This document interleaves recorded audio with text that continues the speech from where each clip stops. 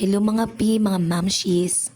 Ito pala ang ginagawa ng mga kababayan nating mga marinong inhenyero o yung mga marine engineer. Makikita natin sa video ito na sila ay nagmi-maintenance ng main engine sa isang napakalaking barko.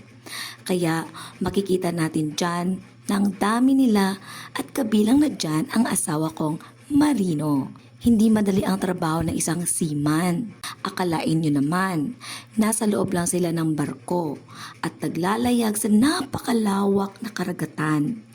Meron nga silang rest day, pero hindi naman sila makalabas o makalakwatsa kasi nasa karagatan sila. Maliban na lang kung nasa port sila at kung pwede silang mag-shore leave para makapasyal.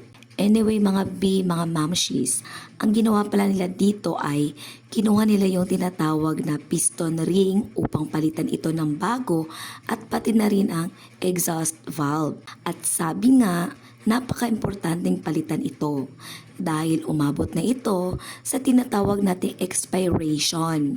Iwan ko lang kung anong tawag sa kanila. Ayon nga sa mga inhenyerong marino na napakahirap ng trabahong ito na kailangan talaga nilang maglaan ng mahabang oras at normal lang ito sa kanila mga B. At umabot nga ito sa 10 oras bago nila natapos ang pagpapalit ng piston ring at ng exhaust valve. Ganyan ang kanilang trabaho mga B. So kung makikita ninyo sa video yan, ayun, siguro yung iba ay nag-exchange or naghahalhinan sila mga B. May maiiwan at yung iba naman ay kakain, magpapahinga, at papalit na naman sila at yung mga nagtatrabaho, sila naman yung kakain at magpapahinga. Ganyan siguro yung ginagawa nila mga B para madali lang matapos yung kanilang ginagawa pero hindi ako sure.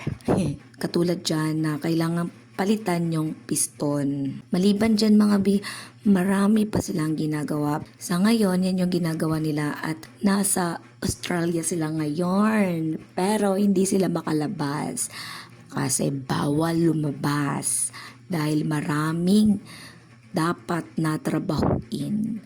At yun lang po, maraming salamat. Follow and share sa magandang bulaklak. Bye!